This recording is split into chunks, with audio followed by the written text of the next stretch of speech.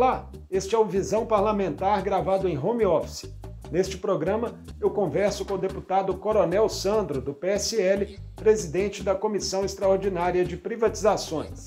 Vamos falar sobre as perspectivas de trabalho do colegiado, criado para debater possíveis mudanças administrativas nas estatais mineiras.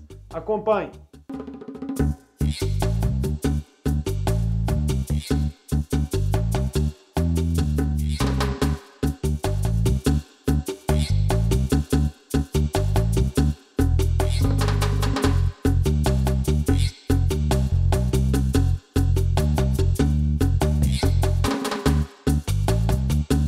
Deputado Coronel Sandro, seja bem-vindo mais uma vez ao Visão Parlamentar.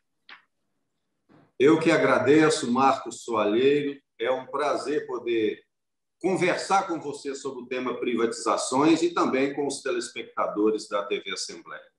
Prazer é nosso, deputado. O senhor está no comando da Comissão Extraordinária de Privatizações, que vai realizar debates sobre requisitos constitucionais e legais, né, e também sobre as vantagens e as desvantagens de privatizações para o Estado. Após um diagnóstico da situação, esse colegiado deve apresentar aí algumas propostas à mesa da Assembleia. Quais as principais diretrizes nos encaminhamentos iniciais, considerados aí os requerimentos que vocês já aprovaram e a realização de uma audiência pública também? A ideia na Comissão de Privatizações, a gente está partindo para uma decomposição, conhecendo os aspectos gerais desse processo de privatização no mundo, no Brasil, e para a gente entender como poderia ser feito da melhor forma, com maior eficiência em Minas Gerais, se ao final chegarmos à conclusão de que sim, temos que privatizar algumas empresas. Hoje nós tivemos uma palestra muito elucidativa com o professor Sérgio Lazzarini, sem um viés ideológico, em que ele faz exatamente uma análise muito objetiva de diversos processos de privatização que estudou, nos fornecendo uns subsídios muito interessantes. A privatização, deputado Coronel Sandro, foi uma das pautas defendidas pelo governador Romeu Zema durante as eleições, mas ele já ultrapassou aí metade do mandato e não tem conseguido, pelo menos por hora, alavancar essas iniciativas no Estado. Quais são, na visão do senhor, os principais motivos para isso? São resistências de grupos de parlamentares específicas ou a própria relação do governador com a Assembleia também precisa melhorar como um todo para que esses temas avancem? Isso aí, tudo que você falou pode ser resumido em que nós chamamos de ausência de ambiente político para que o processo de privatização possa avançar em Minas Gerais. É claro que, quando se trata de venda de ativos do Estado, o que deve ser observado são os critérios exclusivamente técnicos. Ninguém vende alguma coisa porque gosta de vender ou deixa de vender porque não gosta de vender. Só que, infelizmente, no Brasil, o debate mais visível em torno de privatizações é o debate ideológico, quando, na verdade, não deveria ser. Então, em Minas Gerais, na minha opinião, ainda não avançou exatamente porque o ambiente político ainda não permitiu e porque o debate fica mais restrito a questões ideológicas, daqueles que querem tudo estatizado ou daqueles que querem tudo privatizado. Então, nesse ambiente, realmente fica difícil avançar alguma coisa nessa área. O professor Sérgio Lazzarini, nessa audiência que foi realizada pela comissão, me chamou a atenção uma fala dele de que a privatização precisa, quando vier a ser tocada por bons governos. Uma coisa não exclui a outra, né? A privatização não exclui o papel que o Estado precisa ter nesse processo. Exatamente. E eu, como todos sabem, eu tenho uma afinidade ideológica com o governo Zema, porque várias pautas defendidas por esse governo eu também defendo. Então, eu creio que esse quesito de bom governo nós temos para promover um processo de privatização. Não temos ainda um ambiente pacificado em termos ideológicos, mas bom governo nós temos sim, inclusive bem avaliado pela população.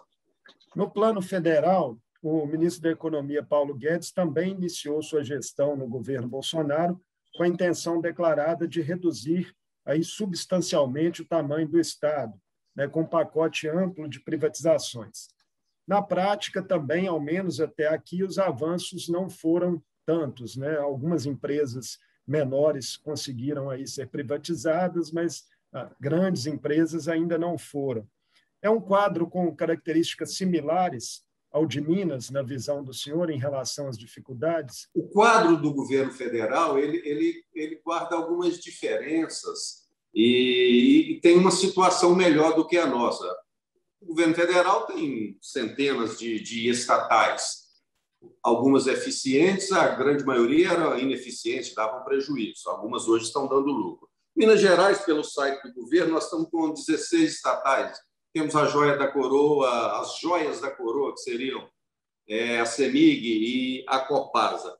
Mas, no ambiente federal, você pode observar que não avançou tanto quanto esse governo queria, que é o governo do presidente Bolsonaro, mas algumas privatizações já aconteceram. Em Minas Gerais, ainda não. Nós temos um obstáculo muito grande para superar, que é exatamente aquela crença de que o Estado tem que ser o provedor de tudo. O Estado tem que ser o produtor de todos os serviços, de todos os produtos. Não necessariamente tem que ser assim. Você tem que buscar uma modelagem que atenda o interesse daqueles que estão envolvidos, especialmente os grupos mais vulneráveis. Na palestra do Dr. Sérgio Lazzarini, ele frisou bem essa questão, que num processo de privatização de uma empresa estatal que presta um serviço relevante, você tem situações que grupos vulneráveis muito provavelmente vão ter muita dificuldade para acessar aquele serviço. Ele citou como exemplo, por exemplo, a educação, as escolas. Nem todo mundo da população teria condições de pagar uma boa escola. Então, aí tem que haver realmente uma integração, tem que haver atuação dos dois entes, público e privado. Mas eu acredito que o governo federal, com todas as dificuldades, está avançando nessa proposta de reduzir o tamanho do Estado naquelas atividades que podem ser reduzidas.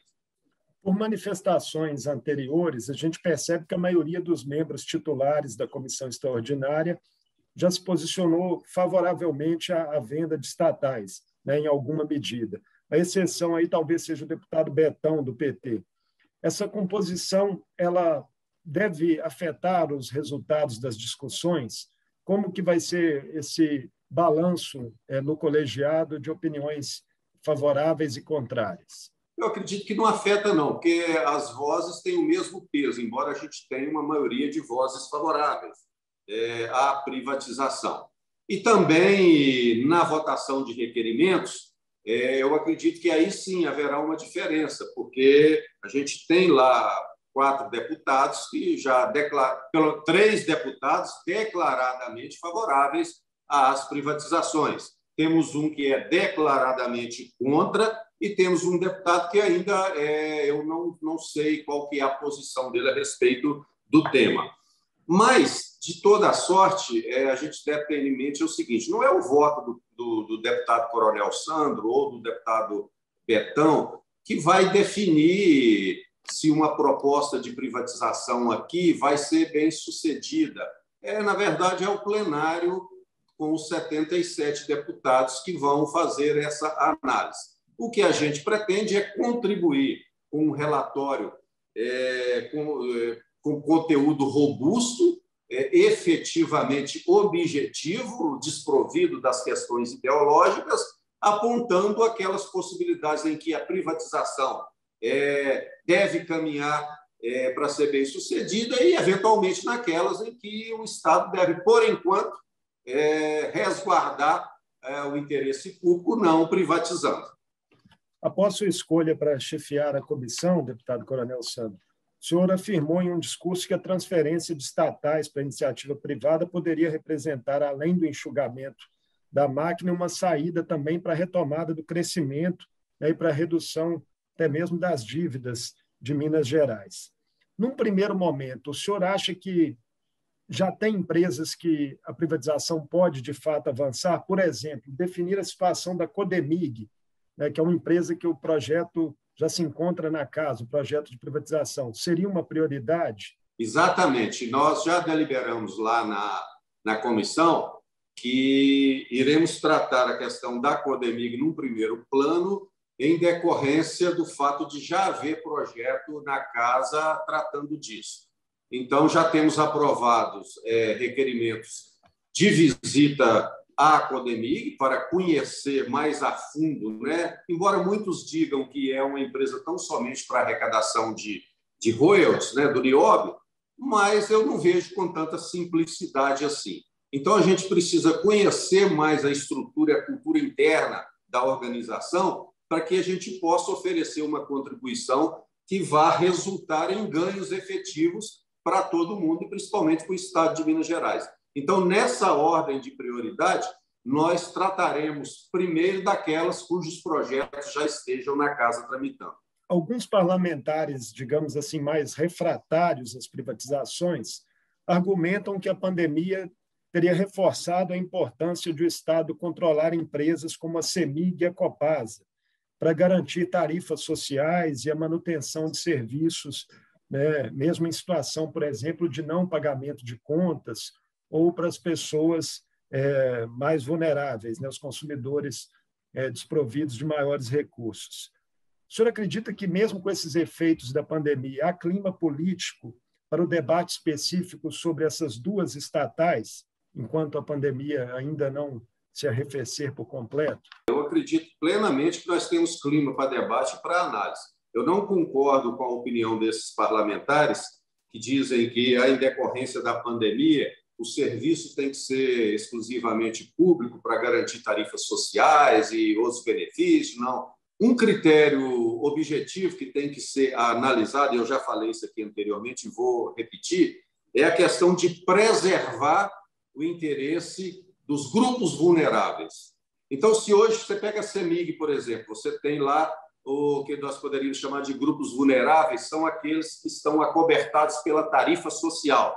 Em suma, pagam um valor menor pelo quilowatt, exatamente porque não têm condições de arcar com o custo da energia elétrica no mesmo padrão que pessoas com melhor remuneração, que são dos grupos menos vulneráveis, têm. Num processo de privatização, tem-se que assegurar que essa, por exemplo, tarifa social, ela deva ter continuidade. Só que, por outra ótica, a CEMIG ela precisa de investir na expansão da sua infraestrutura para fornecer energia cada vez mais para uma população que a cada ano cresce, para um processo de industrialização, de aquisição de novas empresas para o Estado que vão demandar energia, e a CEMIG, pelo que já foi apresentado em algumas oportunidades aqui pelos seus diretores ou por secretários da área de desenvolvimento, ela não teria o capital suficiente para fazer esse investimento visando atender as demandas futuras. E sem energia não tem crescimento. Sem crescimento econômico proporcionado por novas empresas, novas indústrias, novos empregos, você não aumenta a renda, não aumenta a riqueza.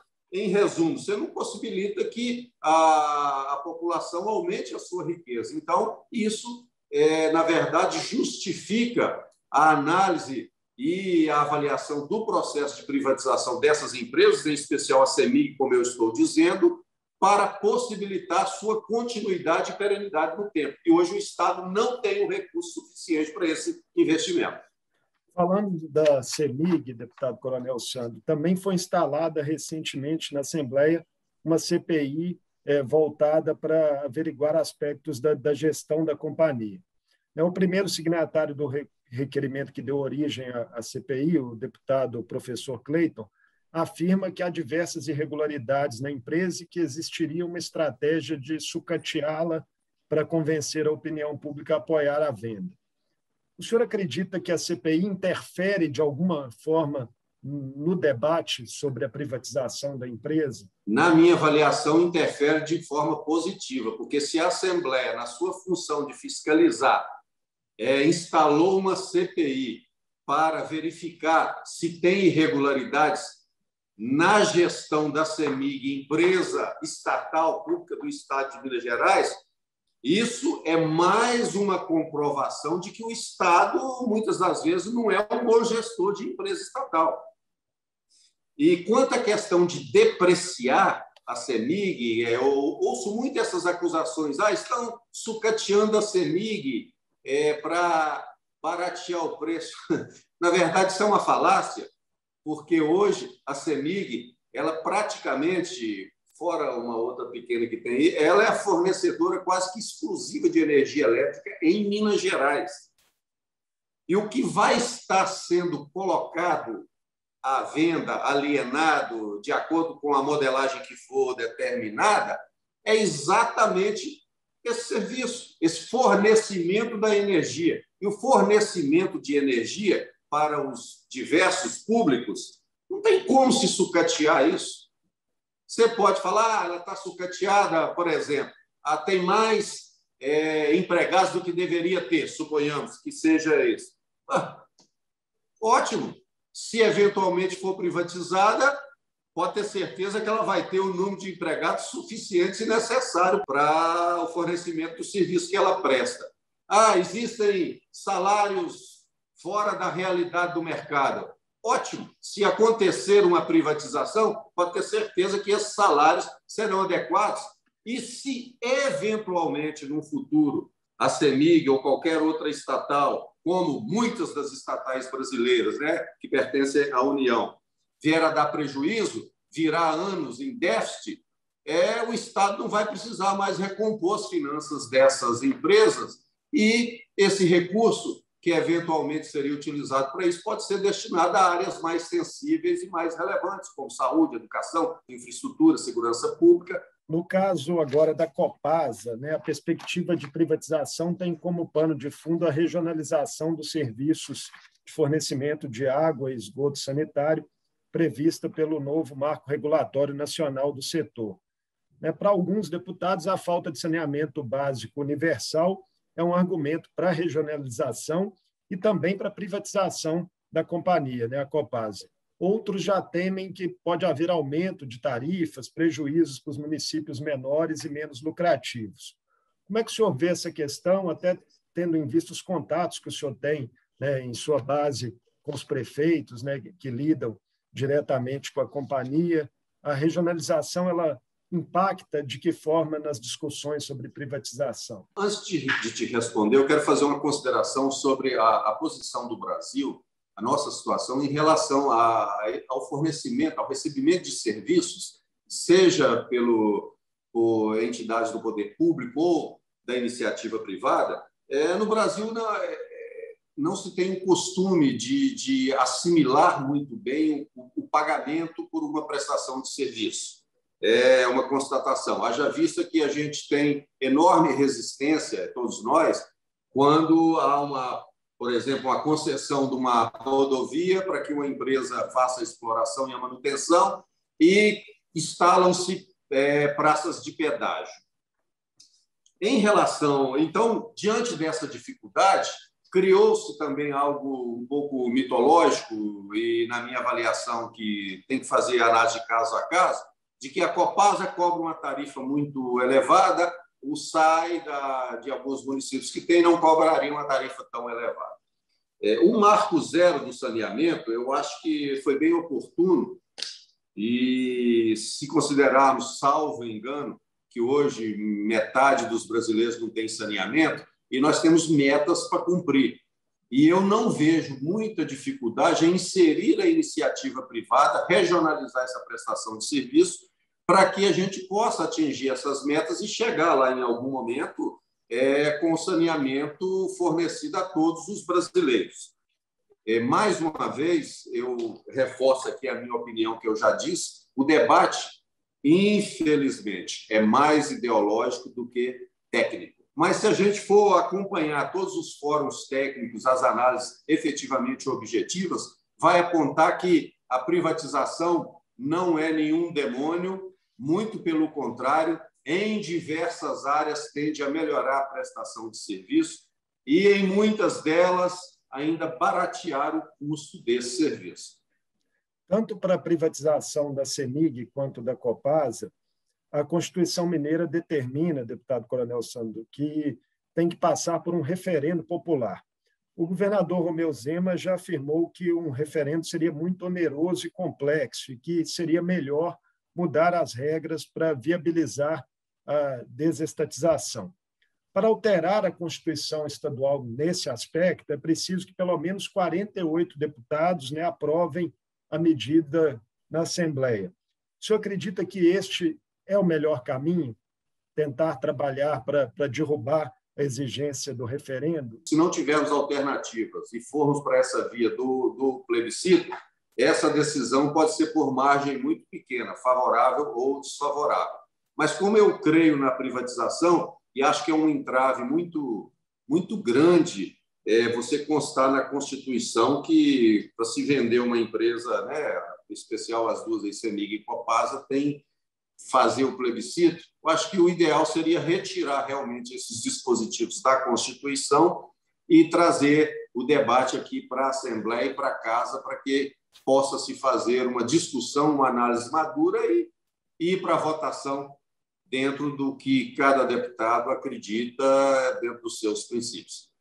Deputado Coronel Sandro, muito obrigado por participar conosco do Visão Parlamentar e boa sorte à frente dos trabalhos da Comissão Extraordinária de Privatizações. Marcos, muito obrigado. Um abraço a todos que nos acompanharam pela TV Assembleia. Reafirma aqui o compromisso de fazer o melhor trabalho possível para elucidar e para oferecer proposições eficientes que possam nortear esse processo de privatização aqui em Minas Gerais. Lembrando que eu sou favorável às privatizações, mas não é o meu voto sozinho que vai decidir se isso acontecerá ou não acontecerá. Um abraço a todos. Esse foi o Visão Parlamentar com o deputado Coronel Sandro, do PSL, presidente da Comissão Extraordinária de Privatizações da Assembleia. Falamos sobre as perspectivas de trabalho do colegiado, que irá debater possíveis mudanças administrativas nas estatais mineiras. Para rever esta e outras entrevistas com os deputados estaduais de Minas Gerais, acesse o nosso portal.